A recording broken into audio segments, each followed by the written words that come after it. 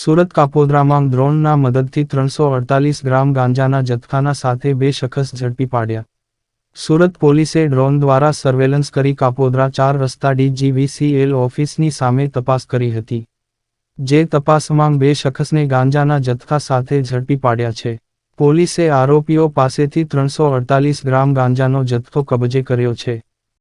મહેરબાન police commissioner Shri Surat શહેરનાઓના નો ડ્રગ્સ ઇન સુરત અભિયાન અંતર્ગત અધિક પોલીસ કમિશનર શ્રી સેક્ટર 1 તથા નાયબ પોલીસ કમિશનર ઝોન 1 સાહેબનાઓ દ્વારા આપવામાં આવેલ સૂચના અને માર્ગદર્શન મુજબ કાપોદ્રા પોલીસ સ્ટેશનના પોલીસ ઇન્સ્પેક્ટર શ્રી MB અવસરોના સાહેબનાઓએ પોતાના બાતમીદારોથી બાતમી હકીકત મળેલ કે કાપોદ્રા પોસ્ટે વિસ્તારમાં બ્રિજ નીચે માદક પદાર્થોનું વેચાણ થાય છે.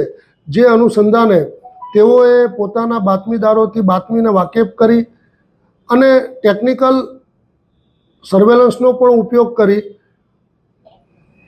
બાતમી હકીકતની ખરાઈ કરી અત્રેના કાપોદ્રા પોલીસ સ્ટેશનના second point Shri MR Solanki તથા ડિસ્ટાફ PSI શ્રી પંડ્યા તથા સ્ટાફના અન્ય માણસોએ વોચ ગોઠવી ગઈકાલ તારીખ 14/5/2024ના રોજ બાતમી હકીકતની ખરાઈ કરતાં હકીકત સાચી મળી આવેલ. જે અનુસંધાને બાતમીવાળી જગ્યાએ પંચોને સાથે રાખી અને રેડ કરતાં બાતમી સફળતા મળેલી અને જે અનુસંધાને કાપોદ્રા પોલીસ સ્ટેશનમાં NDPS એક્ટ હેઠળ ગુનો રજીસ્ટર કરવામાં આવેલ છે અને હાલ આ ગુનાની આગળની તપાસ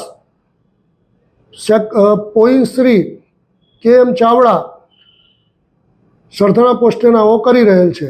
આ ગુનાના આરોપીઓ પૈકી 2 આરોપીઓ જે તે સમયે જ સ્થળ ઉપરથી પકડવામાં આવેલ, જેઓના નામ હિંમતભાઈ શામજીભાઈ હળિયા તથા નીતિનભાઈ ધીરુભાઈ ચાવડા નાઓ છે અને આગળની તપાસ તજવીજ હાલ ચાલુ છે. સદરુ ગુનાની બાતમીને વેરીફાઈ કરવા માટે કાપોદ્રા પોલીસ દ્વારા ટેકનિકલ ઉપયોગ કરી ડ્રોન કેમેરા તથા અન્ય પણ ચીજવસ્તુઓ અને માહિતીથી વાકેફ થઈ અને હકીકતમાં સફળતા મળે અને પોલીસ કમિશનર સાહેબનો જે અભિગમ છે કે નો ડ્રગ્સ ઇન સુરત એ હેઠળ કાર્યવાહી કરી કુલ ગાંજો 348 ગ્રામ જેની કુલ કિંમત રૂપિયા 3480 જેટલો મુદ્દામાલ પકડી આગળની કાયદેસરની કાર્યવાહી કરેલ છે.